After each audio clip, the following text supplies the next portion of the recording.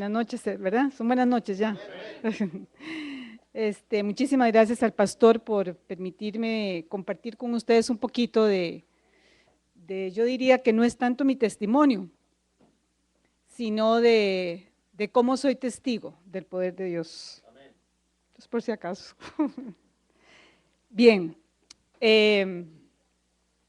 yo crecí en Costa Rica, ese es mi país, que yo lo amo. Es un país muy lindo, un país muy tranquilo, aunque no lo crean. De todo Centroamérica yo creo que es el más tranquilo. Crecí en un hogar muy religioso. Papá y mamá eran personas que se divorciaron desde que yo estaba muy pequeña, y entonces me fui a vivir, o me mandaron a vivir con mi abuelita, que era una mujer muy religiosa. Era una familia muy... Gracias. Era una familia muy, ¿qué les puedo decir? Muy preocupados por su apellido, por su estatus social, ¿verdad? Y por todo lo que la gente podía decir de nosotros, ¿verdad? Cuando papá y mamá se divorciaron, que fue hace muchísimos años, por supuesto, ¿verdad? Pero no les voy a decir cuántos años para que no saquen mi edad. Yo era una niña, pero en esa época, no sé, el divorcio era muy mal visto, aún en la misma religión en que yo crecí. Entonces recibí mucho rechazo, inclusive en mi colegio, con mis compañeras y todo esto, ¿verdad? Y fue muy difícil mi juventud. Me casé muy joven y bueno, tuve a mis 3 hombres, mis 3 hijos. El mayor ahora tiene 46 años, tiene 5 hijos, tengo una nieta de 19 años ya en la universidad. Y luego tuve a Rafael Antonio, que fue el segundo de mis hijos, y luego Jorge Arturo, mi hijo, el que vive aquí en Estados Unidos, Jorge Arturo. Bien, ¿qué les puedo decir? Mi vida era una vida muy tranquila, muy segura, tenía todas las necesidades básicas muy bien cubiertas. Yo me casé con una persona que era una persona política en el país, entonces teníamos poder, teníamos dinero, teníamos muchas facilidades. Mis hijos se criaron todos exactamente igual, se les daba lo que querían, más de lo que querían quizás. No puedo decir que como ustedes tienen a veces necesidades aquí, tanto físicas como materiales. En ese momento en mi vida no existía nada de eso, vivíamos muy bien. Y el mayor de mis hijos estaba estudiando en el Zamorano, en Honduras, y resulta que el segundo de mis hijos, Rafael Antonio, era uno de los más chineados, como decimos nosotros en Costa Rica, yo no sé cómo le dicen aquí, los más consentidos, sí. Era un joven de 14 años. Yo nunca les pedí que hicieran nada en la casa, sino lo único que les pedía era que estudiaran, porque yo sabía pues que el estudio era muy importante. Yo tuve que salir de la universidad para casarme y para mí era importantísimo pues el estudio. Creía que con eso ellos tenían con qué defenderse. Entonces yo les decía, aquí no tienen que hacer nada más que estudiar, punto. Y esa era la obligación de cada uno de ellos. El mayor, un muchacho estudioso, responsable, como les digo, estudiaba en el Zamorano, fue un joven muy ejemplar en su vida diaria. Por lo tanto, yo creí pues que todos estaban exactamente igual. Y Rafael Antonio, durante la escuela, lo que llamamos escuela en Costa Rica es de primer grado a sexto grado, él fue un niño normal y corriente, estudioso. Como era tan guapo, lo ponían en las asambleas a que él presentara cosas y con la bandera, etcétera, ¿verdad? Y nunca me dio problemas. Entonces, yo cuando entró ya al colegio, no sé cómo le dicen aquí, a los séptimo, secundaria, entonces empezó con que las muchachitas ya andaban detrás de él. Lógicamente, al ser tan guapo, pues todas las chiquillas andaban detrás de él.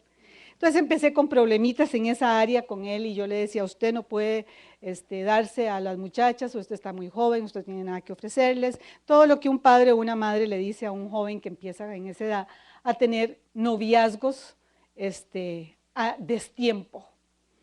¿Y cuál sería mi sorpresa? Pues que Rafael Antonio se enamoró se enamoró de una jovencita que se llama Magda, ella vive todavía en Nicaragua, con su esposo y con sus hijos, está casada, y hace como 3 o 4 años me consiguió por internet, y entonces fue a Costa Rica a hablar conmigo de Rafa.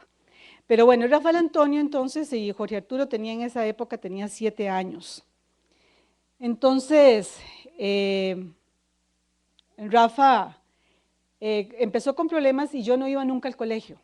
Yo no me interesaba mucho por él en el sentido de que yo creía que como tenía todo lo que necesitaba, yo no tenía que estar pendiente del colegio, ni de los profesores, ni de las reuniones, ni nada de eso. Además, mi vida era una vida muy ocupada.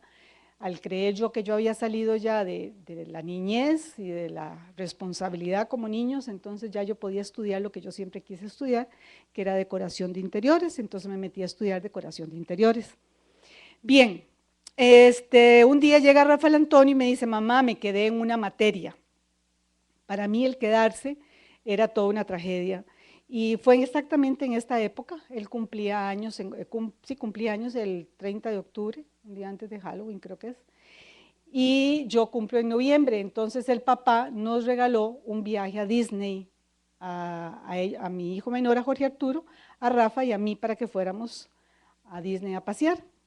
Entonces yo encontré que lo más fácil era que yo tenía que castigar a Rafael Antonio por haberse quedado en una materia, ¿verdad?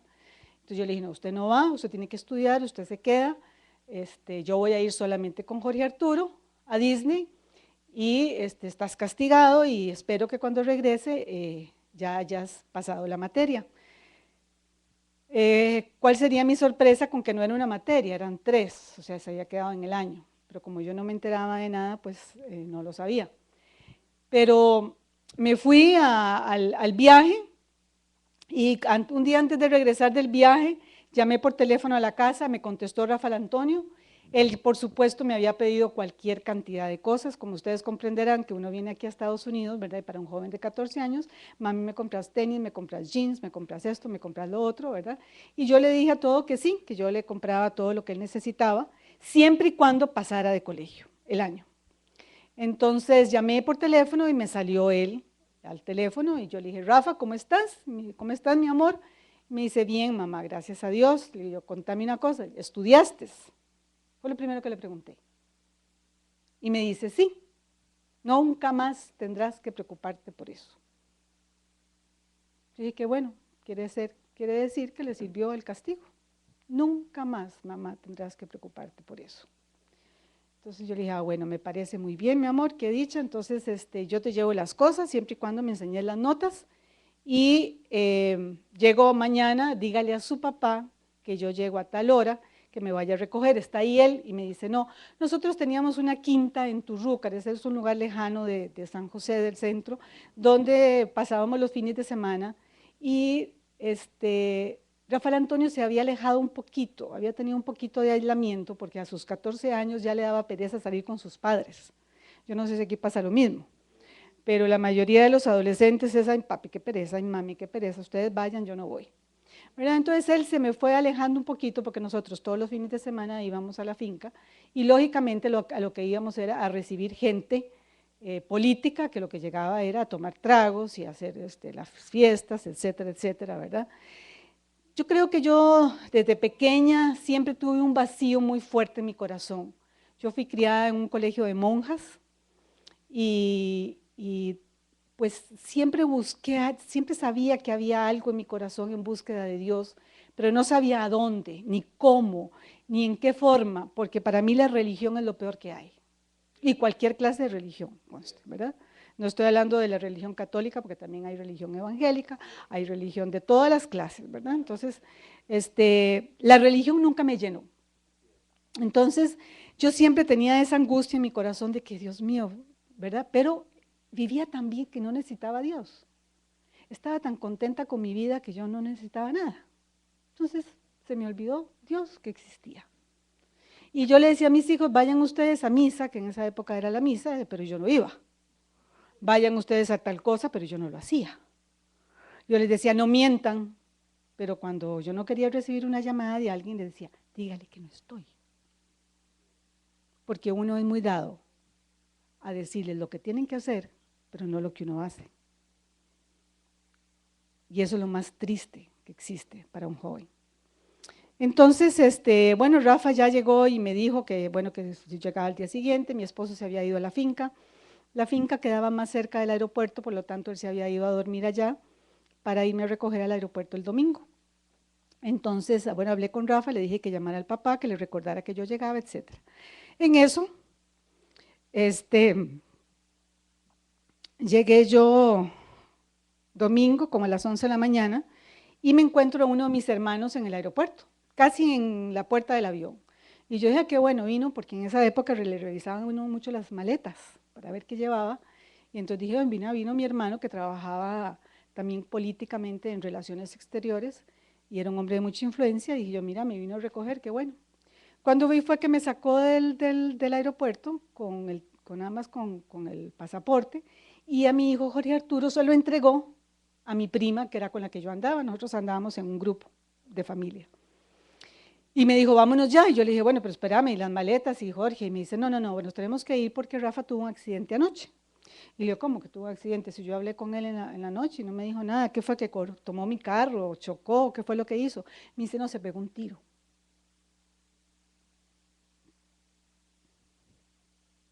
¿Cómo? Sí, se pegó un tiro. Y tenemos que llegar a ver si lo encontramos vivo.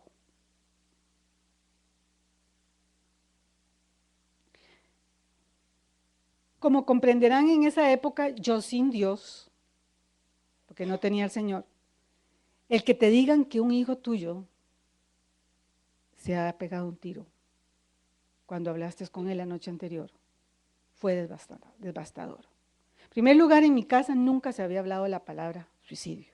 Entonces yo dije, bueno, tuvo un accidente, estaba con la pistola del papá. ¿De dónde agarró la pistola? El papá, al ser político, él siempre andaba con una pistola en una cartuchera. Y esa noche, para irse a la finca, había dejado la cartuchera en la mesa de noche. Entonces, yo preguntándole a mi hijo, a mi hermano, ¿pero qué pasó? ¿Cómo fue? Me decían, es que no te puedo decir nada, nada más vámonos rápido y a ver si llegamos al hospital. Cuando llegué al hospital, lógicamente estaba toda mi familia, todo el mundo lloraba. Llegué yo donde el doctor, llegamos a cuidados intensivos y llegó yo donde el doctor era conocido y le dije yo, bueno, ¿qué pasa? ¿Usted le va a hacer algo a mi hijo? Y me dice, no, no hay nada que hacer, tiene muerte cerebral y no hay nada que hacer. Y yo, no, sí hay que hacer, usted tiene que hacer algo, pero tiene que hacerlo. En esos momentos, hermanos, cuando usted ve que no se puede hacer nada, cuando usted ve que no tiene usted herramientas internas para hacerle frente a un dolor tan grande como ese, porque era un dolor. Ustedes imaginan que uno siente como madre, es como que te arrancan, desde lo más profundo de tu ser, te arrancan y te hacen así el corazón. Empieza la culpa, empieza la vergüenza, empieza la angustia, empieza el dolor, todas las cosas que ustedes se pueden imaginar. Eran muchas emociones encontradas. Llegué y me encontré a Rafael Antonio en la sala de cuidados intensivos y yo quería que me diera respuestas. Y yo le decía a Rafael Antonio, ¿pero por qué? ¿Qué fue lo que pasó? Pero él nunca me respondió nada. Entonces, cuando hay un suicidio siempre se quedan muchas preguntas sin respuestas, muchísimas. Sin embargo, yo esperaba la respuesta del doctor. Llamábamos a todos los doctores, el papá de él me dijo, no hay nada que hacer, tenés que entenderlo. Y yo le dije, sí, hay algo que hacer, él va a volver y él va a volver, él estaba con muerte cerebral. Yo le agarraba la mano y lloraba y le pedía y le rogaba que por favor se despertara. No se despertó nunca, por supuesto. En eso llegaron los doctores y me dijeron que ya al ser muerte cerebral tenía que entregar sus órganos, porque habían personas que estaban en el hospital esperando órganos, ¿verdad? Él tenía el corazón perfecto, tenía un corazón de 14 años, tenía sus riñones, tenía sus retinas, etc. Yo no estaba ¿qué les puedo decir? En una forma de decir, sí, claro, ni mucho menos. O sea, yo no podía hacer nada, ni podía decidir nada. Todo eso lo decidió el papá. Una vez que Rafael Antonio murió, una de las cosas que más recuerdo yo fue cuando yo llegué al cementerio y lo empezaron a enterrar. Yo dije, mira, nunca más volvería a ver a Rafael Antonio. Está enterrado. Ya una cuestión es la muerte y otra cuestión es la sepultura. Cuando ya no hay nada que hacer, porque está sepultado. O sea, yo decía, no se puede levantar. no lo voy a ver más. Ya no hay nada, ahí no queda nada, ahí no está Rafa, ahí lo que están son sus huesos, su cuerpo, no es él. Pero sí recuerdo que yo decía, ¿qué es la sepultura? ¿Qué es la muerte? ¿Y qué es la vida? Si él tenía todo lo que quería, ¿por qué hizo esto, verdad? Y bueno, salí del cementerio y recuerdo, por supuesto, como comprenderán, ¿verdad?, que desde la primera noche me dieron pastillas para dormir, pastillas para levantarme, pastillas para esto. Más bien querían que estuviera internada porque yo era casi como, bueno, como una persona sin vida o como una muerta, ¿verdad?, que caminaba nada más. Pero las pastillas y el psiquiatra me recordaron, por ejemplo, lo que yo era. Me decía, no, es que usted es una mujer fuerte, usted es una mujer segura, usted es una mujer con poder, usted es una mujer con dinero, usted puede salir adelante con sus otros hijos. Y yo veía a Jorge Arturo, qué lástima que tuvo que irse, porque el jefe le pidió un documento, tuvo que irse a la casa. Pero yo veía a Jorge Arturo y yo le decía, ¿qué le voy a dar yo a él? No me queda nada, no tengo nada. Y no sabía qué hacer verdaderamente con él. En eso pasaron meses, las pastillas fueron haciendo su efecto, llegaban amigas para hablarme de control mental, porque yo había hecho control mental, otras llegaron a orar por mí y el psiquiatra me dijo, no se meta en ninguna religión porque la van a volver loca, entonces tampoco, no podía acercarme a Dios, porque yo sentía una barrera entre Dios y yo, pues que yo le había clamado a Dios, pero le había clamado a gritos en el hospital y yo sentía que Dios no me había oído, entonces tampoco. Sin embargo, como a los 7 meses o 8 meses de haberse muerto Rafa, llegó una amiga y me dice, Julia, vos necesitas a Jesús. Y le digo, ¿a quién? A Jesús. Y le digo, no, desde chiquitica lo tengo y no me ha servido de nada. Esa fue mi respuesta. Me dice, no, es que yo te voy a hablar de una relación, no te voy a hablar de una religión. Entonces yo le dije, bueno, esto suena mejor, le dije yo, pero ¿cómo vas a tener una relación con un Dios que no conozco? Un Dios que clamé y lloré y supliqué y no me oyó. Y me dice, pues yo te voy a explicar qué es una relación con Jesús. Ella pasó un tiempo conmigo hablándome las escrituras y como a los 3 meses de que ya yo me sentía bien, y yo me sentía bien con Dios, me sentía en paz, y mi esposo era, como buen político, era bastante mujeriego, bueno, gracias a Dios que Jorge Arturo lo sabe, y para él como que yo sentía que había sido más fácil, pero no es así, es que el hombre hace su duelo en una forma diferente a la mujer. Yo podía pegar gritos, yo podía llorar, yo podía hacer un montón de cosas, el hombre no. Al hombre le dicen, usted es el fuerte, usted es el que tiene que hacer esto, usted tiene que salir adelante, usted tiene que darle fortaleza. Entonces él nunca lloró y a mí eso me dolía más bien el no haberlo visto llorar. Entonces, estando ya en el mes de diciembre, me van avisando que estábamos listos para la fiesta de los días finales de diciembre. Ya yo según yo, había nacido de nuevo. Mi amiga me había hablado del Señor, había nacido de nuevo. Y llega un carro y me dicen, ¿quién es doña Julia en la finca? Y digo, soy yo. Y me dice, mire, es que su esposo acaba de tener un accidente. Y le digo, ¿cómo? Y mi esposo había ido a San José a traerse los licores y todo de la fiesta. Le digo, ¿cómo? Y me dice, sí, acaba de tener un accidente y por favor, véngase con nosotros. Entonces me voy yo y tuve que ir al hospital, me lo encontré en el hospital, estaba bien, me habló y ya ando en la ambulancia, yo empecé a hablarle del Señor porque yo dije, aquí lo único es que el Señor haga algo. Y llegamos al hospital y ya lo metieron ante carreras en el, ¿cómo se llama? En el quirófano.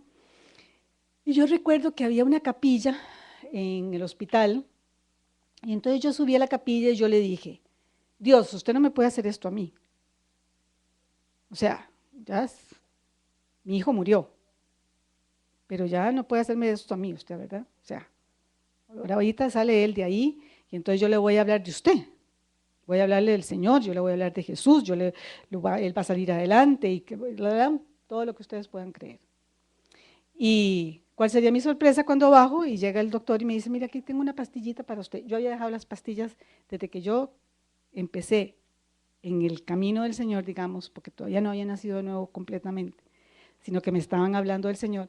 Ya yo había estado dejando las pastillas, había estado dejando el licor, porque yo me había metido con pastillas y con licor para poder salir adelante de la loquera que me tenía.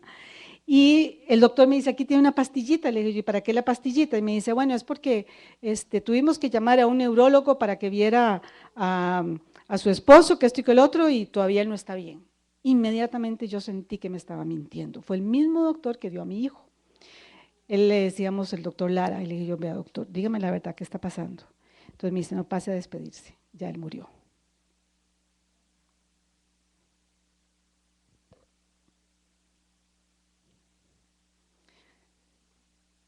Yo decía, ¿cómo es que me dijeron que al nacer de nuevo y que al llegar al Señor todas las cosas iban a salir bien?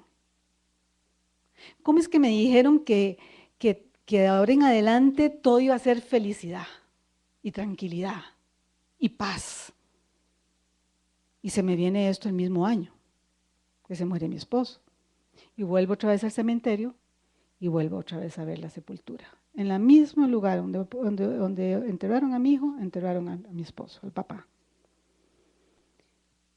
Yo recuerdo que una amiga mía que me había presentado al Señor me gritaba y me decía, Julia, no perdas la fe. Yo decía, ¿cuál fe? ¿Fe en qué? Ya esto esto no es Dios, o sea, ¿qué es lo que está pasando? Bueno, la cuestión es que entré, por supuesto, en otra vez en una crisis, pero al ver a Jorge Arturo, a los 8 años, un niño tan inocente, que no sabía qué estaba pasando, había perdido en un año a su hermano y a su padre, y veía a una madre que estaba casi loca. Yo decía, ¿qué va a pasar con él? ¿Y a quién voy a acudir? ¿Qué voy a hacer? Y empecé con esta amiga y yo le dije, bueno, sigamos adelante. Yo quiero seguir adelante a ver, porque no tenía a quién recurrir. Ya no había dinero, no había poder, no había seguridad, no había nada. Había un temor, un miedo a perder, un miedo al dolor, un miedo a seguir sufriendo, un miedo a todo. Me volví insegura totalmente, ¿verdad?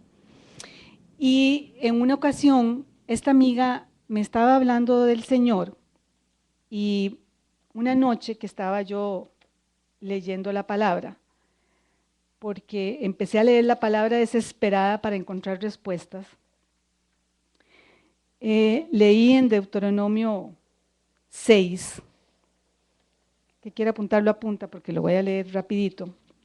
En Deuteronomio 6, del 1 al 6, sin embargo dice, voy a leerles lo que más me golpeó.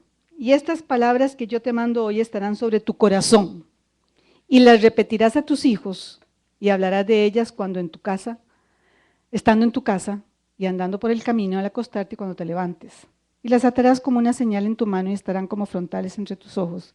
Y las escribirás en los postes de tu casa y en tus puertas. Y yo decía, ¿y cómo le voy a hablar a Jorge Arturo del Señor si yo no lo conozco? Yo recuerdo que yo me levantaba en las mañanas y abría la Biblia así. Y le leía lo que me encontraba. Y una vez me encontré Levítico sobre los sacrificios, nunca se me olvida. Y estaba Jorge Arturo oyéndome y me dice, ¿y eso qué es, mami? Y le digo, yo no sé, pero eso es palabra de Dios. No conocía nada, no entendía nada. Yo dije, ¿qué es lo que yo le puedo dar a Jorge Arturo si yo no tengo nada? Y el Señor puso en mi corazón que la primera que tenía que conocerlo a Él era yo. Padres de familia, no le demos a nuestros hijos religión, démosle la vida de Cristo. No les hablemos la palabra por hablárselas. Si nosotros no sabemos quién es Él y qué fue lo que Él hizo en la cruz del Calvario, no podemos hablar de nada. Yo recuerdo que yo decía, bueno, pero sí, Él murió por mí, murió por mis pecados, y ahora yo estoy bien, y sí, claro, y Rafa, y el papá, y bueno, entonces yo me quitaba las ideas, me quitaba los pensamientos y seguía adelante. Cuando yo verdaderamente nací de nuevo, porque en ese año yo tuve 2 intentos de suicidio, me di cuenta que Jorge Arturo también tenía sus necesidades básicas cubiertas, pero que como un niño que era, tenía que ir creciendo. O sea, uno tiene un niño, el niño nace y lo primero que siente en su entorno es a su madre. Lo único que pide egoístamente es la leche. Deme de comer, punto.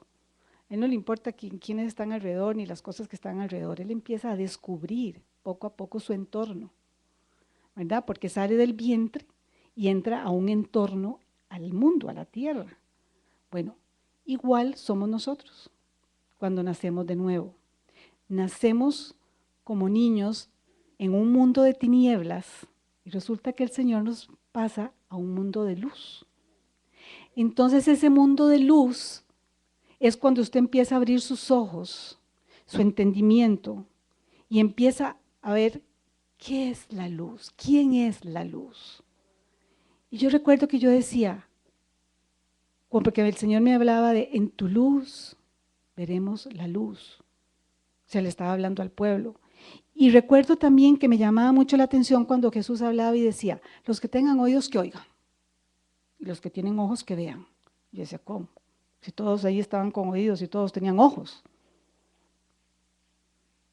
Pero eran los ojos del entendimiento, era la vista espiritual. Y el gran problema de nosotros actualmente es que nos dejamos llevar siempre por los 5 sentidos. Y la fe no es en los 5 sentidos, la fe es en lo que Él hizo en la cruz del Calvario.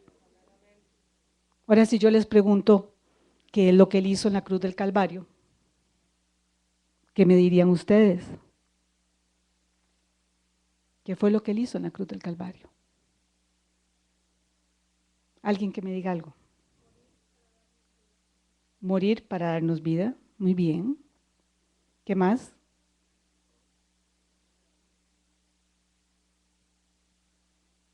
¿Qué más creen ustedes? ¿Qué fue lo que Él hizo en la cruz del Calvario? Porque Él dijo, todo está consumado. Todo está consumado. ¿Qué fue? Todo está consumado. Los pecados, las enfermedades. Ok. Dígame una cosa, levánteme la mano aquí, ¿quién nunca ha estado enfermo? Pero Él cargó los pecados y cargó las enfermedades, ¿no es cierto? ¿Es falta de fe? No, es porque estamos en este mundo. Y en este mundo hay pecado. Este es un mundo de tinieblas. Él dijo, pero no temáis porque yo he vencido al mundo. Él fue el que venció, no soy yo. Él es el que venció al mundo, ¿verdad? Entonces, empecé poco a poco a conocer quién era Él. ¿Por qué tenía que acercarme a Él? Y cuando yo entendí que en la cruz de Calvario, cuando Pablo habla de que Él se gloriaba en la cruz de Jesucristo y que ese era su evangelio, yo quise conocer, bueno Señor, ¿qué fue lo que tú hiciste en la cruz del Calvario? No el perdón de mis pecados, eso estaba incluido, pero ¿qué fue lo que Él hizo para que yo pudiera vivir ahora?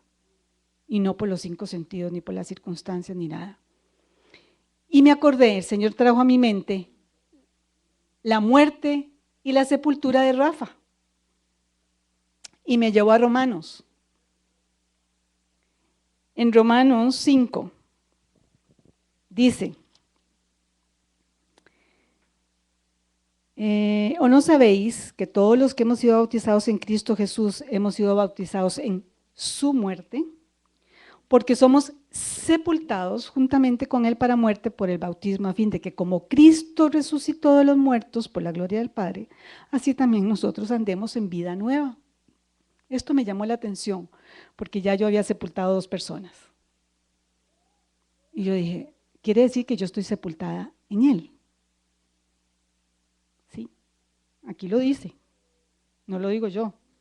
Pues dice, porque somos sepultados juntamente con Él para muerte por el bautismo, a fin de que como Cristo resucitó de los muertos, por la gloria del Padre, así también nosotros andemos en vida nueva. Y empecé a andar en esa vida nueva, con esa emoción y esa felicidad, y empecé a hablarle a Jorge Arturo de la palabra, y yo me llevaba a la iglesia, y hice todo lo que la palabra dice de que los padres debemos de darle a nuestros hijos la palabra. ¿Okay? Pero ¿qué es la palabra? ¿Es esto escrito? ¿Esta es la palabra? ¿Qué es la palabra? ¿O quién es la palabra? Es Cristo. Él dijo, mis palabras son espíritu y son vida. Yo soy el camino, la verdad y la vida. Yo soy, yo soy, yo soy. Entonces no era darle la palabra escrita, era dar la palabra que estaba puesta en mi corazón.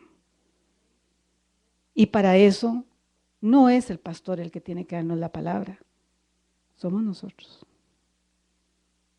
El Señor quiere que cada uno de nosotros entendamos quién es la palabra y vivamos en la luz y no en las tinieblas.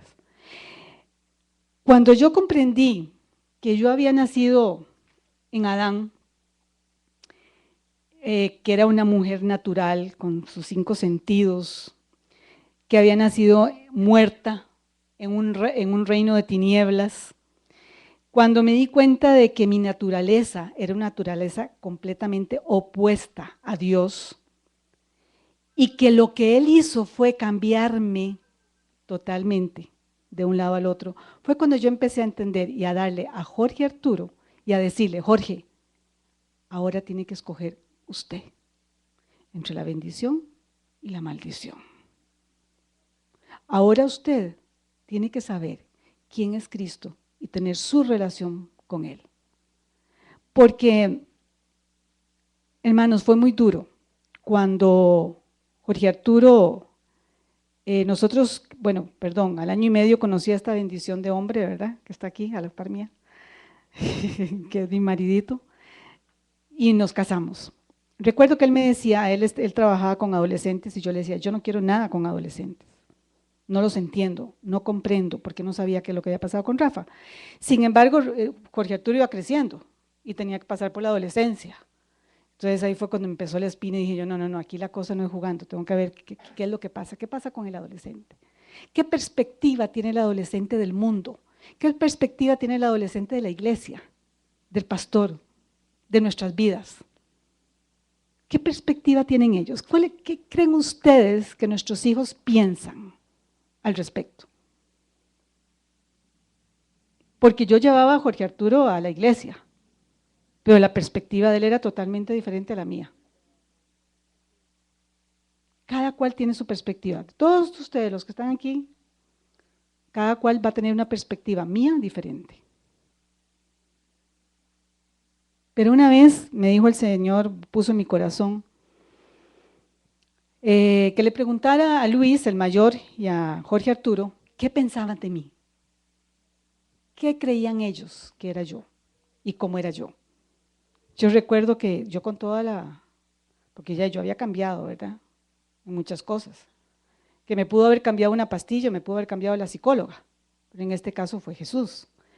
Y yo decía, bueno, ahora ya es diferente el asunto. Entonces llegué y les pregunté, ¿qué piensan? Y entonces me dice mi hijo mayor, mi Jorge Arturo, mami, usted es pura vida. No hay nada que decir. ¿No? Pero me dice el mayor, ¿usted de verdad quiere que yo le diga lo que yo pienso? Y le dije yo, sí. Y me dice, bueno, mami, yo pienso de usted esto, esto, esto y esto. Me hizo una lista de la perspectiva que él tenía de mí misma, que yo me quedé con el pelo parado. Yo dije, pero ¿de dónde sacaste eso? ¿De dónde sacaste que yo no te amo? ¿De dónde sacaste que yo prefería a Rafa o a Jorge Arturo? ¿De dónde sacaste esto? ¿De dónde sacaste? Óigame, los jóvenes tienen una mentalidad totalmente diferente a la nuestra. Una manera de pensar acerca de la iglesia totalmente diferente. Y del cristianismo también. Y uno cree que porque van a la iglesia están bien. Ese es el gran problema que tenemos. Van obligados a la iglesia porque tienen que ir. Y ahí se me sienta. Me acuerdo cuando Jorge Arturo, yo lo obligaba también casi, y me decía, mami, qué pereza estar en escuelita dominical, no me gusta. Entonces, bueno, se queda aquí, sentado conmigo. Pero el Señor empezó a poner esa angustia, ese anhelo en mi corazón de que Él conociera verdaderamente a Cristo. Y yo recuerdo que cuando terminaba el pastor de hablar, yo llegaba y me sentaba con él, y Ray también, y nos sentábamos con él y le preguntábamos, ¿qué entendiste de lo que dijo el pastor? Hermanos, totalmente diferente de lo que había hecho el pastor. La perspectiva de lo que él estaba entendiendo era totalmente diferente. No había nada de Cristo, era pura religión. Entonces mi esposo y yo agarrábamos a Jorge Arturo y le decíamos, vea mi amor, el pastor lo que quiso decir fue esto y esto y esto, porque la palabra dice esto y esto y esto. Pero sacábamos tiempo para poder sacarle dudas a él. Sacábamos tiempo para poderle decir quién era Jesús, no que fuera a hacer una ley para él. Ustedes, si nos estábamos cantando ahora sobre la libertad, yo es que no me conozco muchas canciones, pero la libertad en Cristo, pero para mí la libertad más linda es la libertad que nos dio Él de la ley y sobre todo la libertad de nosotros mismos. Porque yo estaba atada totalmente al mundo. Mi corazón estaba aquí, no estaba en lugares celestiales, estaba aquí. Y entonces el Señor decidió, le voy a quitar todo. Entonces me caso yo con Ray, teníamos dinero suficiente porque el papá de Jorge Arturo nos dejó el dinero suficiente como para vivir tranquilos. Y entonces pusimos el dinero sacamos el dinero del banco y se lo dimos a unos hermanos que me pidieron la plata para dar mejor dividendos del dinero. Y resulta que los hermanos terminaron divorciándose, el hombre se vino para Estados Unidos, se vino con una mujer, la esposa se quedó allá, la plata se perdió y nos quedamos sin nada, sin un 5. Y le dije a Ray, aquí no sé qué vamos a hacer, pero no hay nada. Acostumbrada a una vida donde si yo quería agarrar plata para irme a viajar, viajaba. Si yo quería mandar a Jorge Arturo a la Conchinchina, lo mandaba. Si yo quería irme a invitar a todo el mundo, invitaba. A no tener nada. Es más, la casa hipotecada. Bueno, primera dificultad. Llegamos y dijimos, bueno, no importa, vamos a seguir adelante. Fue en ese momento, yo creo que cuando decidimos que me habían hecho una entrevista en la televisión por causa de que habían habido muchos suicidios de niños en Costa Rica, y entonces la televisión decidió hacerme una entrevista para que yo dijera algo sobre el suicidio, porque como no se oía casi nada sobre el suicidio, entonces estaban con esa, ustedes saben cómo es a veces el periodismo, era un poco amarillista, ¿verdad? Entonces llegaron y me hicieron una entrevista, y cuál sería mi sorpresa cuando me empezaron a llamar de todo el país. Madres angustiadas, padres con problemas, que tenían problemas con los hijos, etc. Entonces decidimos, mi esposo y yo, hacer la fundación. Entonces dijimos, bueno, vamos a seguir adelante con la fundación, y nos fuimos a vivir en la casa de unos misioneros que nos prestaron la casa. Recuerdo que mi familia me decía, ¿te están dejando limpia? ¿Te están sacando la plata? ¿Te están aquí? ¿Te están allá? Tuve mucho rechazo de parte de mi familia, y Jorge Arturo también, que le dolió mucho a él. Pero fuimos creciendo, conociendo qué es lo que estaba pasando, aunque estábamos pidiéndole al Señor que nos diera.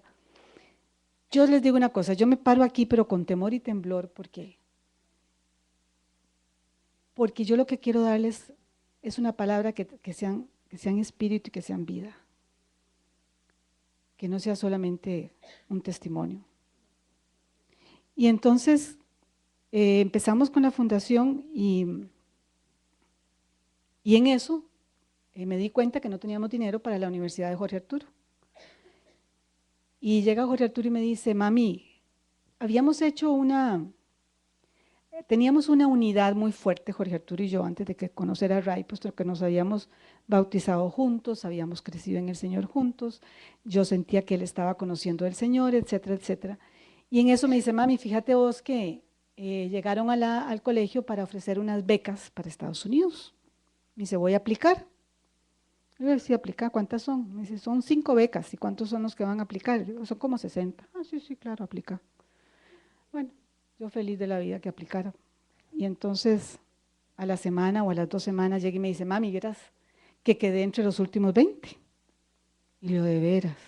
Y me dice, sí. Y le dije yo, ¿y cómo es la cosa? ¿Cuántas becas son? Me dice, sí, una para cada país, una para Guatemala, Salvador, Nicaragua, Costa Rica y Honduras. Ah, bueno, está bien, seguí. Él siguió con el asunto y un día llegó y me dijo, mami, me gané la beca. Y yo le dije, ah, no, mijito, no, no, no, no, no, no. Olvídese, habían quedado 2 nada más para la beca. Mi hijo y un amigo de él, el íntimo amigo de él. Le digo, vea, usted como buen cristiano tiene que darle la beca a su amigo. Usted no puede irse para Estados Unidos, ¿verdad? Usted verá qué hace, pero nosotros veremos qué hacemos con la universidad, pero usted mejor le da la beca a él. Todo pensando en mí, no en él, sino en mí. ¿Cómo me van a separar a Jorge Arturo después de haber muerto mi hijo y Luis allá por allá estudiando y todo el asunto? Pero ¿cuál fue mi sorpresa cuando me dice, bueno, está bien, mami, porque él era, y es lo más dulce del mundo, ¿verdad? Entonces me dice, está bien, mami, yo se la voy a dar a Gerson. Y le dio la beca a Gerson, ya, tranquila. Bueno, mi amor, vamos a averiguarlo en la universidad y que esto y que el otro, ¿verdad? Haga los exámenes de la U, hizo los exámenes de la U, la pasó y todo el asunto. Y un día que veníamos entrando a la casa, suena el teléfono y lo veo a él hablando en inglés. Ya él tenía conocimiento de inglés y muy contento. Y le digo yo, ¿quién es? Y me dice, me están avisando para decirme que el hondureño no va a ir y le dieron 2 becas a Costa Rica. O sea, que él tenía que venirse. Yo recuerdo que yo me metí al cuarto y yo le dije al Señor, otra vez me la estás haciendo bien fea, ¿verdad? O sea, ya me está, primero mi hijo, después el papá, después la plata, y ahora Jorge Arturo para Estados Unidos. Bueno, no importa, son 4 años, a los 4 años se devuelve. Habían cualquier cantidad de chiquillas en la iglesia que estaban fascinadas con él y ahorita se devuelve porque todas andan detrás de él. Hice todos mis arreglos, Ray me acuerdo que me decía, deja de decir esas cosas. Y yo le decía a mis compañeras de la iglesia, mira, tu chiquita está lindísima, no la embarques con nadie porque ahorita viene Jorge Arturo. Ahorita viene Jorge Arturo, ¿verdad? Y entonces yo decía, no, no, no, no, no. Y ya le tenía una lista, yo así, cuac, cuac, cuac, cuac, cuac, ¿verdad? De las que yo veía próximas para que Jorge Arturo llegara graduado y se casara con ellas, ¿verdad? Y ya hablado con los papás y todo el asunto. Más bien todas se peleaban para ver cuál era la que iba a salir la afortunada. Bueno, ¿cuál va a ser mi sorpresa cuando 5 meses antes de graduarse me llama por teléfono y me dice, mamá, vieras que estoy saliendo con una norteamericana, muy linda gente, no sé qué. Y recuerdo que me mandó una foto. Y recuerdo que yo le dije, pues no me gusta para nada. Yo no la encuentro bonita. ¿Y quién es esa? Y yo así como un poquito despectiva, ¿verdad? Acordate que aquí fulani, sutani, mengana, te están esperando. Y 3 meses antes de casarse, de graduarse, me dice, mami, venga preparada para la graduación y para mi casamiento. Y le digo, pues no, estás equivocado porque no te doy la bendición. Y si no te doy la bendición, no te va a ir bien. Así que mejor ni se ocurra. Es más, deshaga todo, usted no puede casarse. Y me dijo, mamá, tengo 18 años, 19, 20, no me acuerdo cuántos eran. La cuestión es que era mayor de edad. Y me dijo, yo puedo tomar la decisión. Ok, tome la decisión, pero usted sabe lo que dice el Señor, y le tiré la palabra, pero le di un biblazo, eso es bueno, ¿verdad? Usted sabe que lo que dice la palabra, que bla, bla, bla, bla, bla, y usted no puede hacer esto. Bueno, de todo le dije. Es más, me dice, véngase un mes antes, mami. Y nos vinimos, Ray y yo, un mes antes.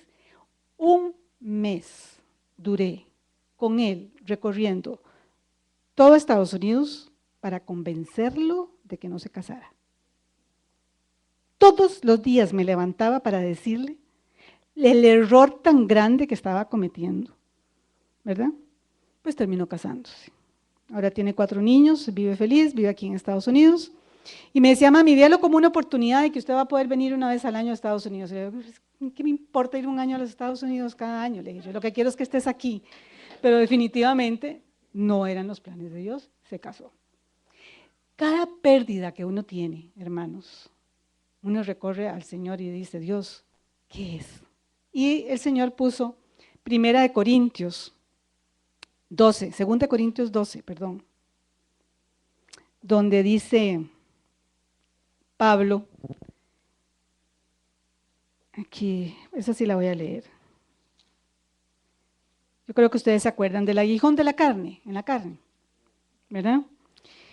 Y en el 12:9 dice, perdón, desde el 7, y para que la grandeza de las revelaciones no me exaltase desmedidamente, me fue dado un aguijón en mi carne, un mensajero de Satanás que me abofeté para que no me enaltezca sobremanera. Por supuesto que yo no tenía las revelaciones que tiene Pablo.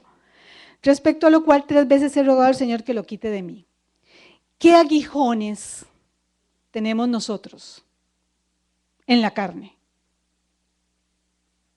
Yo no sé ustedes, pero los míos eran como peor que los de Pablo. Los aguijones en la carne no eran las persecuciones que Pablo sentía por el cristianismo. Yo creo que para mí era el yo de él también, ¿verdad? Y dice, y me ha dicho, bástate mi gracia, porque mi poder se perfecciona en la debilidad. Y yo le decía, Señor, ¿qué es lo que me quieres decir? ¿Que yo debo ser débil para que se perfeccione tu poder? Pero nunca lo entendí. Hasta que un día me llaman, estaba yo con mi esposo en la casa, y le dan 2 infartos cerebrales a él. Al hospital, muerte cerebral no, pero gracias a Dios, pero sí quedó con problemas cerebrales. Él quedó sin caminar, sin hablar, sin leer, sin escribir, sin nada. Y yo con la fundación, que ya estaba más o menos caminando, yo decía, ¿y ahora qué hago? O sea, mi esposo me necesitaba. Es más, el doctor me dijo, vaya preparando a dónde lo va a enterrar, porque no hay esperanza. Yo decía, no puede ser otra vez. Y cuando me lo dio para que me lo llevara a la casa, yo decía, no puedo creerlo. O sea, tuvimos que ponerle a un terapeuta de lenguaje, una fisioterapeuta para que caminara, y yo viendo la fundación, viéndolo a él, haciéndomela fuerte por él. Pero yo le decía al Señor, Señor, ¿pero qué es lo que está pasando? Y bueno, en eso me llama por teléfono una amiga de Estados Unidos y me dice, ¿cómo está tu visa? Y le digo, bien. Bueno, perdón. Y Jorge Arturo me llama y me dice, mami, voy para Costa Rica para ver a Ray, porque para él es el papá de él, casi. Y entonces le dije, bueno, ¿cuándo venís? Y me dice, llego el domingo, por ejemplo. En eso me llama un viernes de uno de los aeropuertos y me dice, mami, verás que no me siento bien, voy a ir a la casa y llego más bien la semana entrante. Yo te llamo. Y le digo, pero te oigo ronco. Y me dice, sí, estoy como medio resfriado. Bueno, me extrañó, yo le dije a Ray, Jorge viene a verte, pero no me llamaba. Y en eso me llama mi amiga.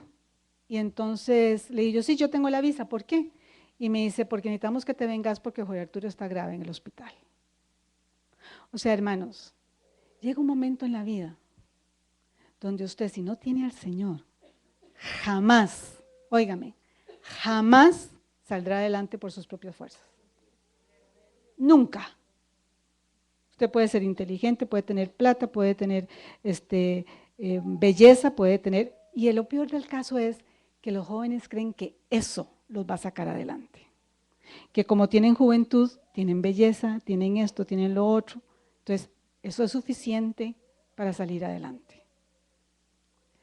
Cuando ella me dijo que Jorge Arturo estaba grave, yo dije, no puede ser que mi esposo esté así como está y Jorge Arturo en Estados Unidos también grave. O sea, ¿ustedes qué hubieran pensado? Yo me hice la fuerte con Ray y le dije a mi amiga, voy para Estados Unidos, cogí el avión sola. Y cuando yo venía en el avión llorando, pero oígame, lloraba, pero es que era un llanto que me salía de aquí, yo decía, Dios, no puede ser que otra vez mi esposo y mi hijo. Y el Señor me habló de este versículo, de la debilidad, y Él me decía, en tu debilidad es que yo perfecciono mi poder. Y yo le decía, pero Señor, es que yo me siento no débil, es que me siento inútil, me siento totalmente como muerta. O sea, yo no siento que haya vida. Y si tú dices que tú eres mi vida, toma control ahorita de mi vida, de mis emociones, de mi alma, de todo lo que yo estoy sintiendo y viviendo, porque si no me voy a morir. Yo no puedo sobrellevar esto. Y recuerdo que yo lloraba en el avión y yo le decía, Señor, si tú dices que tú eres mi vida, porque Él lo dice en su palabra, Él, el que tiene al Hijo, tiene la vida, y el que no tiene al Hijo, no tiene la vida. Yo le decía, yo necesito conocer esa vida, yo necesito que tomes control. Y me dice, tú tienes que menguar para que yo crezca. Tú tienes que ser débil para que yo pueda demostrar mi poder. No lo hagas en tus propias fuerzas. Y fue tan increíble que cuando yo llegué aquí a Estados Unidos y vi a mi hijo lleno de mangueras, exactamente igual que Rafa, y no le encontraban cuál bacteria era, ni mucho menos. Y yo llamando por teléfono a Costa Rica para ver cómo estaba mi esposo, y por otro lado aquí no hablaba el inglés perfecto, y menos entendiendo a los médicos hablando como hablaban. Yo pude, por primera vez, decirles a ustedes, hermanos, que nací de nuevo. Porque ahí fue donde me di cuenta que yo no estaba en el ámbito de crecimiento del Señor en mí, sino que yo era la que había crecido. Yo era la que me había enaltecido un poquito en que ya yo era cristiana y había dejado de hacer muchas cosas que eran malas para el mundo. Yo había dejado de tomar, había dejado de mentir, yo había cambiado mi conducta. Pero ¿saben qué es lo que puede pasar? Que la conducta le puede cambiar cualquiera. Un muchacho que fuma marihuana puede cambiar su conducta. Deja de fumar marihuana y cambia su conducta. Puede un psiquiatra darle una pastilla a alguien y la ayuda. Entonces yo al cambiar mi conducta creí que era que había nacido de nuevo. No, el Señor estaba preparando mi nacimiento. Y mi nacimiento vino cuando yo me di cuenta de que yo era totalmente inútil, totalmente débil, totalmente nula en mis posibilidades, en mis fuerzas, que solo Él era el que podía llevarme adelante. Y así fue. Y por la misericordia de Él, nací de nuevo y el Señor empezó a hacer su obra en mí, en tal forma que ahora puedo decir que dejando atrás todo, sigo adelante hacia lo que Dios tiene para nosotros. Pero con debilidad, con temblor, no con temor, porque no hay temor. Hay una tranquilidad más bien, porque el Señor me decía en el avión ese día, te puede faltar tu marido, te pueden faltar tus hijos, te puede faltar el dinero, te puede faltar cualquier cosa, pero si me tienes a mí, podrás hacerle frente al mundo.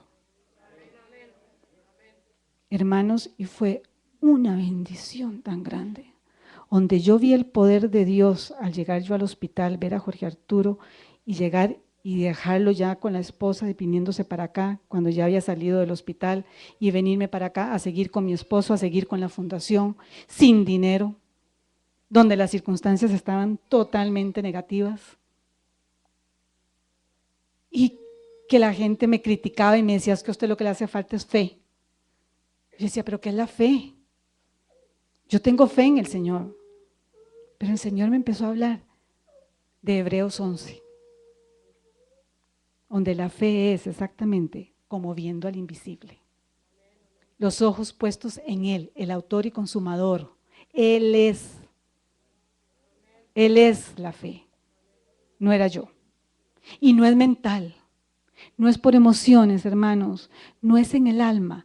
Adán es un alma viviente, Jesús es un espíritu vivificante. Él nos cambió de las tinieblas a la luz, nos ha cambiado de un mundo a otro.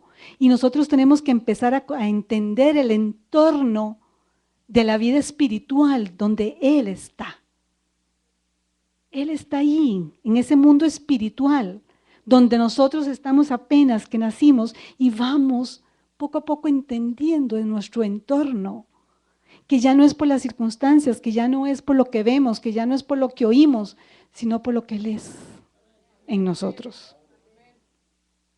Como Pablo dice, no vivo más yo, sino que es Cristo en mí. Esa es la esperanza de gloria y nada más.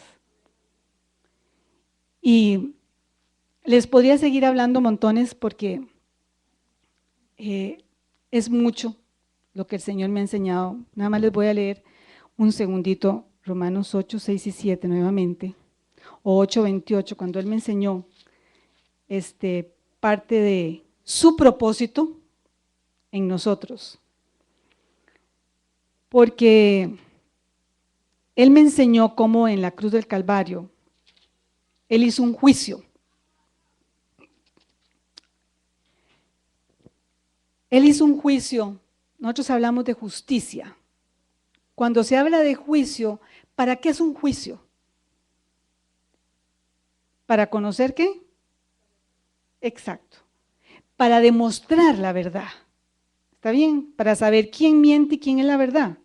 Y para saber quién merece el castigo y quién no. Para eso es un juicio, ¿no? Ok. Dios hizo un juicio en la cruz del Calvario sobre todo lo que es adámico. Y eso fue lo que yo le empecé a enseñar a Jorge Arturo. Dios tiene un juicio sobre todas las personas adámicas. Todos los que nacimos de la carne, los que nacimos de padre y madre. Y nos hizo justos en Cristo resucitado. El que resucitó fue Él. Lo que pasa es que yo estoy incluida. Dice, mi vida está escondida con Cristo en Dios. Pero yo no he resucitado. Yo estoy aquí. Yo no sé si ustedes me ven. Yo estoy aquí, ¿verdad? Pero mi vida está escondida con Cristo en Él.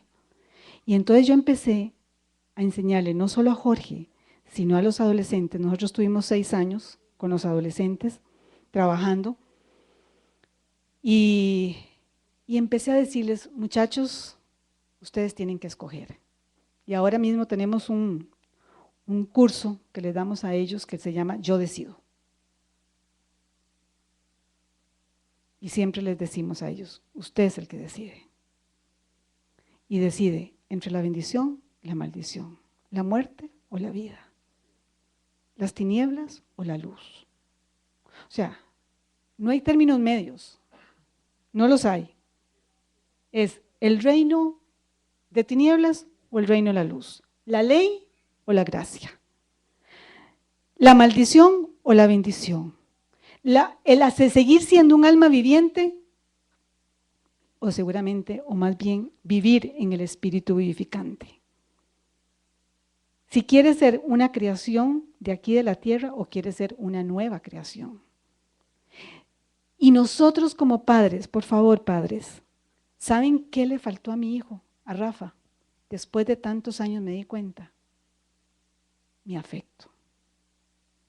Porque yo le di todo lo que necesitaba, menos mi afecto. Nosotros creemos que el adolescente no necesita el abrazo y el beso y el decirle lo importantes que son, aún a pesar de lo que ellos hacen. Porque ¿cómo nos quiere Dios a nosotros? ¿Por lo que hacemos o por lo que somos? ¿Por lo que? Más seguros. Ok, por lo que somos, porque si fuera por lo que hacemos estaríamos muertos, ¿verdad? Listos estaríamos, ¿verdad? Entonces, por lo que somos, pues así deberíamos llamar a nuestros hijos, no por lo que hacen, sino por lo que son. Y deberíamos de enseñarles y decirles, mi amor, no estoy de acuerdo con esto, pero aún así te sigo amando. Aún así usted decide. Aún así estas son las consecuencias. Aún así usted tiene que darse cuenta de lo que es el mundo de las tinieblas. Vea lo que es la luz. Vea lo que es Cristo. Tu vida está escondida con Cristo en Dios. Y ahí es donde nadie te puede tocar. Ni las circunstancias, ni los problemas, ni nada te puede tocar. Porque tu vida está escondida con Cristo en Dios. Y ya no vivo yo, vive Cristo en mí. Y cuando el Señor me enseñó esto de Romanos 8, con esto voy a terminar para que mi esposo pase. Sé que están cansados. Dice, y sabemos que a los que aman a Dios todas las cosas les ayudan a bien. Estos los que conforme a su propósito son llamados. Todos los que estamos aquí hemos sido llamados en Cristo. Porque a los que antes conoció también los predestinó para que fuesen hechos conforme a la imagen de su Hijo, para que Él sea el primogénito entre muchos hermanos. Entonces ahí es donde encontramos nuestro propósito. Estamos siendo hechos conforme a la imagen del Hijo.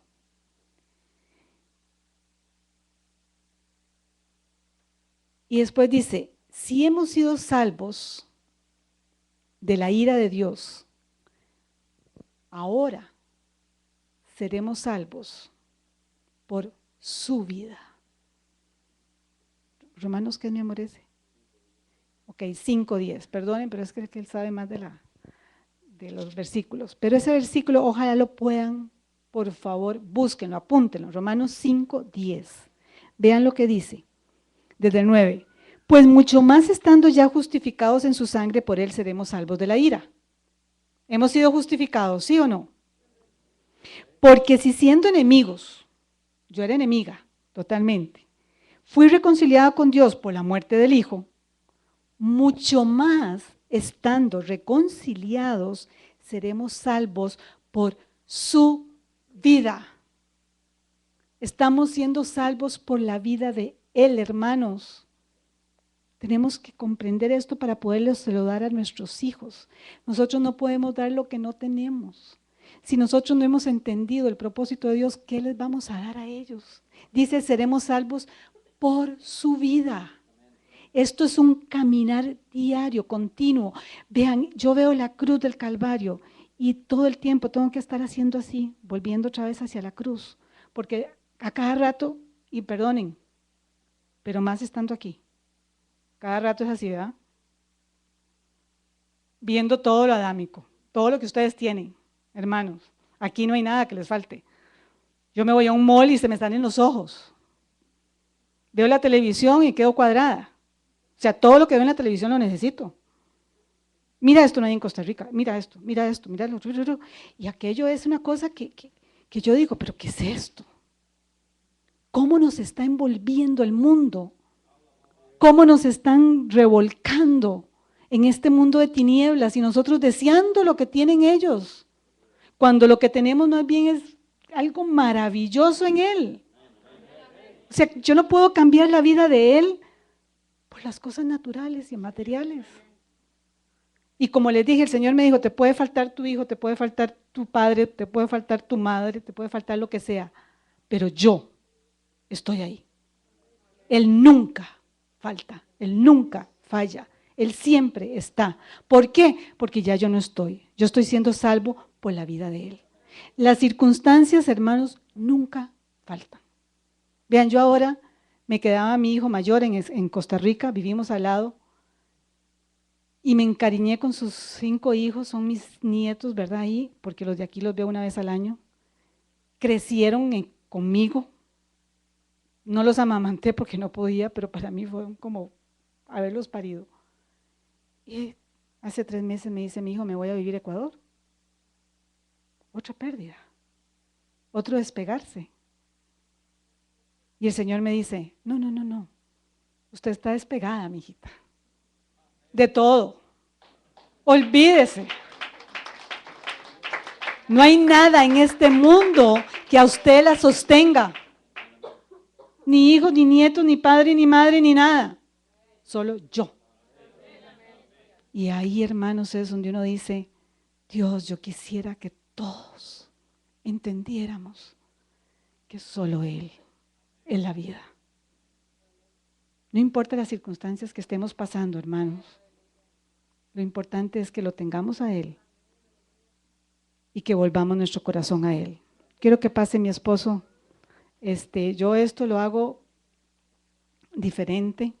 No sé por qué hoy lo hice así, pero siempre doy también a los padres ciertas ideas de las que vi en mi hijo, por ejemplo. Si tu hijo se aísla, Atráelo con lazos de amor. No lo atraigas con ley, atráelo con lazos de amor. Si tu hijo no está pensando igual que usted, no le diga, eso no es así, esto es así. Eso es ley. Póngale, mi amor, las consecuencias de tu pensamiento según la palabra son esto y esto y esto. Si no tenés a Cristo, estas van a ser las consecuencias el día de mañana. Puedes disfrutar ahora de la vida, pero va a llegar un momento en que esa vida te va a cobrar, porque te vas a alejar de lo más grande que es Él. Entonces, padres, amemos a nuestros hijos mientras los tengamos con vida. Amémoslos, pero amémoslos siempre en el Señor, sabiendo que Él es el que les va a dar a ellos la vida que ellos necesitan. Ya no soy yo, ni mi esposo. Ya yo no puedo hacer nada por Jorge. Yo no puedo hacer nada por Luis.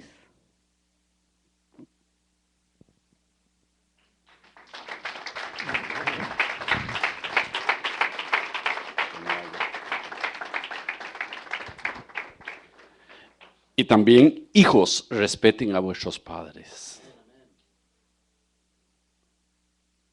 Es una ley con promesa, es un mandato con promesa, perdón.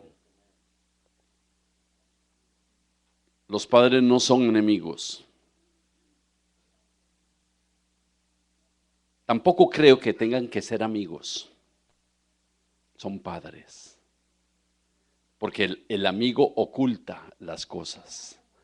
El padre las descubre.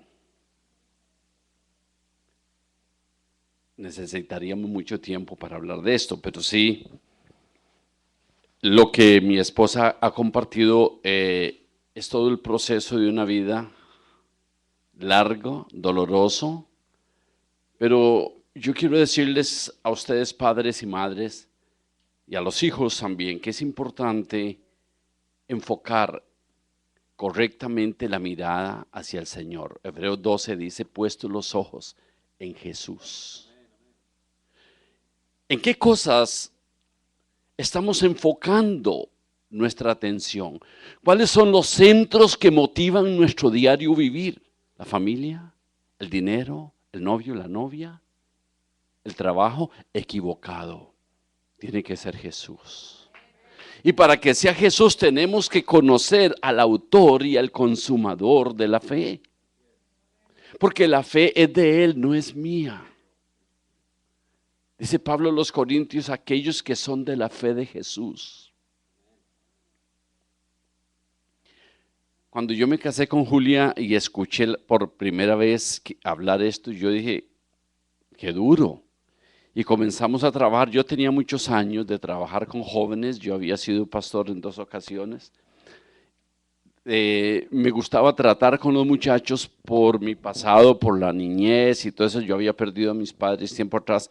Entonces me identificaba mucho con los jóvenes. Y comencé a oír cosas tremendas en muchachos de iglesia. Yo decía, ¿qué es esto? Y yo fui como 30 años consejero. Y consejero de muchachos, hijos de misioneros, hijos de pastores, etcétera, que llegaban a contarme cosas que no tenían la confianza de contárselo al líder de la iglesia porque se lo iban a comer, decían ellos. Nos critican. O contárselo al papá o a la mamá. Entonces nos damos cuenta que los muchachos se relacionan entre ellos y se cuentan las cosas entre ellos. Entonces cuando hacemos la fundación, yo dejo toda la función pastoral a un lado y nos vamos por todo el país. Es pequeño, 4,5 millones de habitantes, pero nos vamos por todo el país con una misión, visión, digámoslo así, del trabajo, de poder darle a los muchachos una esperanza de vida, por lo menos primero en cuanto a la vida biológica.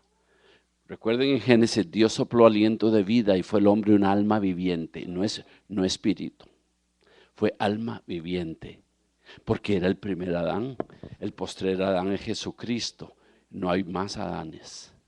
Y ese Jesús llevó al primero a la muerte y a la sepultura. Okay. Entonces cuando comenzamos a entender todo esto, Nos damos cuenta del plan de Dios y qué maravilloso. Pasamos mañanas, tarde, noche y en las madrugadas que nos despertamos pensando, qué maravilla lo que hizo Dios. Pero ¿qué es lo que hay que permitirle? Vean que ahora yo estaba pensando en esto, tan simple, ¿verdad? Un vaso. ¿Para qué fue hecho este vaso? Para esto. Este vaso sin agua no cumple propósito alguno. Ahora, ¿para qué fue hecho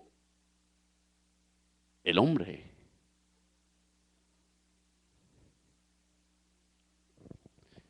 Para contener un alma.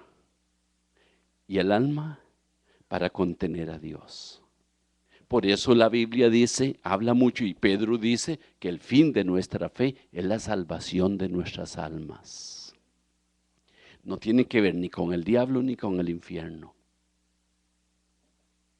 Es algo que tiene que ver con todo lo que yo arrastro del pasado.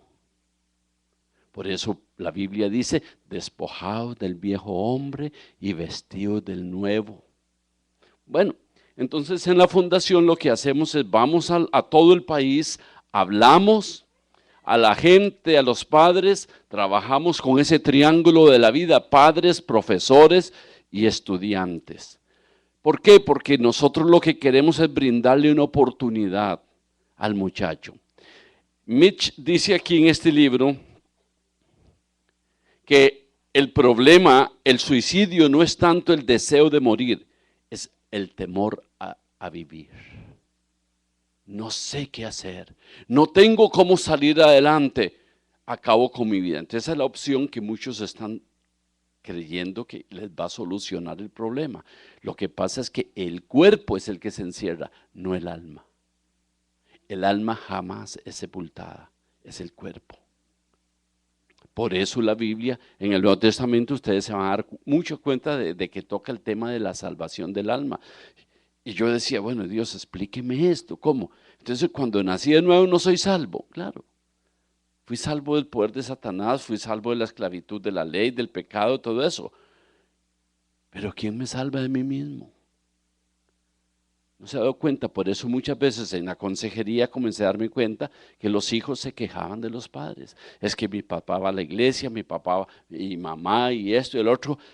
Y ellos no entendían por qué si papá y mamá van a la iglesia, por qué papá y mamá en la casa son una cosa y en el templo es otra. Entonces comenzamos a trabajar en esa área. ¿Okay? Padres, tengan cuidado delante de sus hijos. Los hijos no son suyos, son prestados. La función del padre es trazar el camino del hijo, no es vivir la vida de los hijos. Jamás yo puedo vivir la vida de otra persona. Jesús sí lo puede hacer. Él es nuestra vida. Entonces, aquí también hay algo que me llama la atención, que él dice,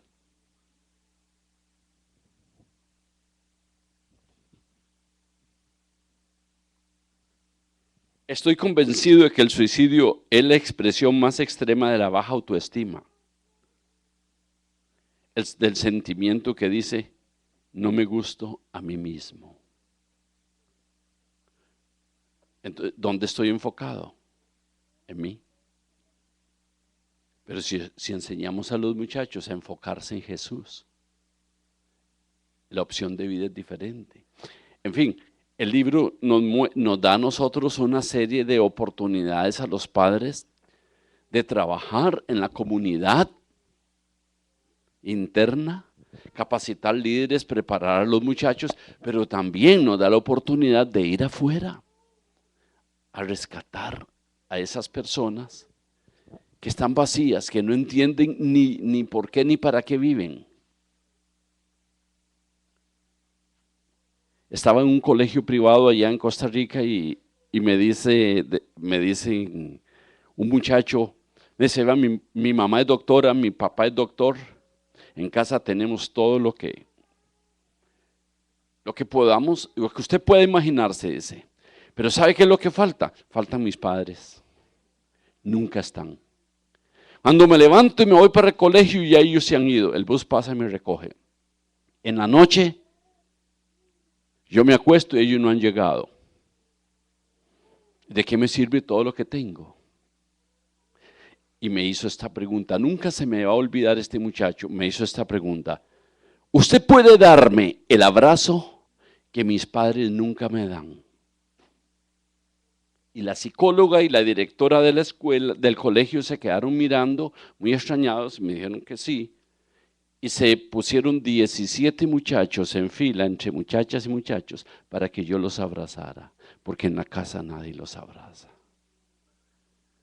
Y empecemos por esa relación, yo visitaba mucho los hospitales en Costa Rica. Todos los doctores me decían, vaya, ore por tal paciente, ya se va a morir y todo eso. Y qué interesante, ellos no están preocupados por la chequera, ni por los títulos, nada de eso, es por la familia, por la relación, por los seres que quedan. ¿Cómo está su relación con los demás? Depende de su relación con Dios. Usted no puede fingir una relación horizontal si su relación vertical no está correcta. Entonces, padres, tenemos que cambiar nosotros. Porque así como les exigimos a los hijos, Dios nos exige a nosotros. Así como les pedimos a los hijos que hagan tal o cual cosa, si escuchamos a Dios, Dios nos va a decir, ¿y usted? Hágalo conmigo. Entonces, se requiere humildad y mansedumbre para hallar descanso para nuestras almas. Mateo 11, ¿verdad? Ok, entonces yo le voy a pedir a los padres de familia que abracen a sus hijos ahorita. Todos los padres que están aquí con sus hijos. Vamos a hacer una oración. Y los que no tienen a sus padres, si son hermanos, hermanas, abrácense, no hermanos en la fe, hermanos de sangre. Estoy hablando del núcleo familiar ahorita. Por favor, búsquense, abrácense y manténganse así.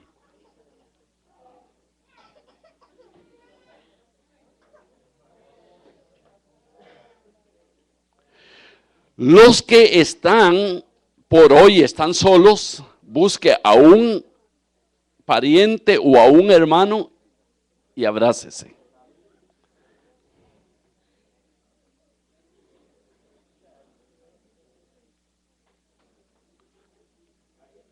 Y vean qué interesante, cuando no estamos acostumbrados a abrazar, lo que hacemos es esto. Darle por la espalda al otro. Muy bien. ¿Ah? Sí, vamos a orar.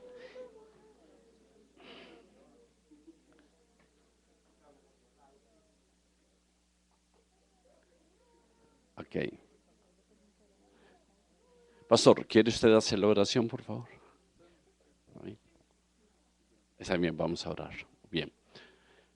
Dios y Padre, queremos darte gracias en esta preciosa hora,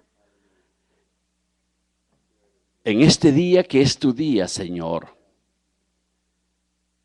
Te doy gracias, Padre, por cada uno de mis hermanos y hermanas. Te damos gracias, Señor, porque estamos en tu presencia. Gracias, Señor, por tu bondad y por tu misericordia. Gracias por el don de la vida. Y gracias, Señor, porque en Cristo Jesús se acaban las enemistades.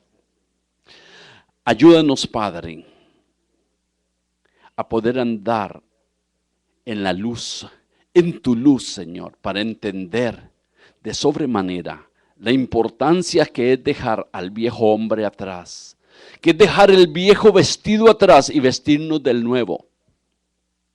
Padre, nosotros declaramos en esta noche que estamos aprendiendo a vivir, que necesitamos de ti, Señor, que tú nos ilumines, que tú, Señor, como dijo el apóstol Pablo a los Efesios, alumbres los ojos de nuestro entendimiento y que traigas cada día a nuestras vidas espíritu de sabiduría y de revelación en el conocimiento de Jesucristo, para que podamos entender todo lo que tú nos has dado, para que podamos entender lo que somos en Cristo, Padre, y desde esa altura, desde ese lugar donde tú nos has puesto en lugares celestiales, poner la bendición en la esposa y en el esposo. Poner la bendición en el hijo o en la hija y pedirte, Dios, tú que quitaste en Cristo Jesús todas las cadenas y los yugos de esclavitud, que establezcas, Señor, en esta familia, que establezcas en cada núcleo familiar, que establezcas en esta congregación tu presencia y tu amor. Señor, que haya paz, libertad y que haya, Señor, en los hogares una preocupación por entender cuál es el propósito que tú tienes para cada uno de nosotros. Romanos 8:29 dice, Señor, que a los que antes conoció, a nuestros hijos, a la esposa, al esposo, los predestinó a ser conformados a la imagen del Hijo. Señor, ayúdanos a entender esto. Trae luz y entendimiento, Señor, a cada uno de nosotros, y que la paz tuya que sobrepasa todo entendimiento, guarde los corazones y los pensamientos de cada uno de estos hombres, de estas mujeres, de estos hijos preciosos. En Cristo Jesús sea la paz. Amén.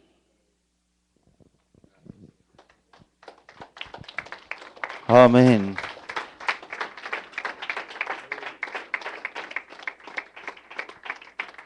Te adoramos. Aleluya. ¿Cuántos recibieron esta noche? Si usted tiene que pedirle perdón a su hija o a su hijo, pídale perdón. ¿Cuántos lo pueden hacer? O hija, a su papá, a su mamá, pídale perdón también. Amén. Dios ha hablado en esta noche. Amén. Damos gracias a Dios por los hermanos. Hermano, ahí están los libros. Llévense los libros, hermano. Usted va a apoyar el ministerio de ellos. No es nada, $10. Esos libros están buenísimos. Ya estuve hojeándolos. ¿Me están escuchando? Apoyen el ministerio, compren sus libros, hermano, y estudien. Nos van a ayudar para la familia. Amén. Necesitamos, como padres, mejorar. ¿Cuántos les habló el Señor en esta noche, de verdad? ¿Cómo está su vida con Dios? ¿Somos religiosos solamente? ¿Venimos a la iglesia? Pero ¿cómo estamos con Dios? Analicemos nuestra vida. Vamos a orar, vamos a terminar en esta noche. Antes de salir, pase por la mesa y llévese sus libros. Y vamos a tener unos más para después ahí, pero ahora cooperen con ellos. Vamos a orar. Padre, en el nombre de Jesús, te damos gracias por esta palabra que has traído, Señor, nuestras vidas. Perdónanos, Señor, porque no hemos sido los padres que tú quieres que seamos, Señor. Ten misericordia de nosotros y ayúdanos, Señor, a ser mejor papás, mejores padres, mejores hijos, Señor. Te damos gracias por mi hermano Raimundo, por mi hermana Julia, Señor. Te pedimos tu bendición sobre sus vidas y te damos gracias, Señor, porque tú, Señor, los has traído a este lugar, Señor, con un propósito, Señor, y bendecimos sus vidas en esta noche, Padre. Te doy gracias, Señor, por las jovencitas, por los jovencitos, y en esta noche, Señor, creemos que ellos han recibido tu palabra, Señor, y también los papás y los mamás, Señor, bendecimos, Señor, a cada uno en esta iglesia, en esta noche. Te pedimos en el nombre de Jesús que vayas con nosotros, que seas de este lugar, nos acompañes en el camino, Señor. En el nombre de Jesús, el pueblo de Dios dice, amén. Dios le bendiga, hermanos, y sigamos adelante.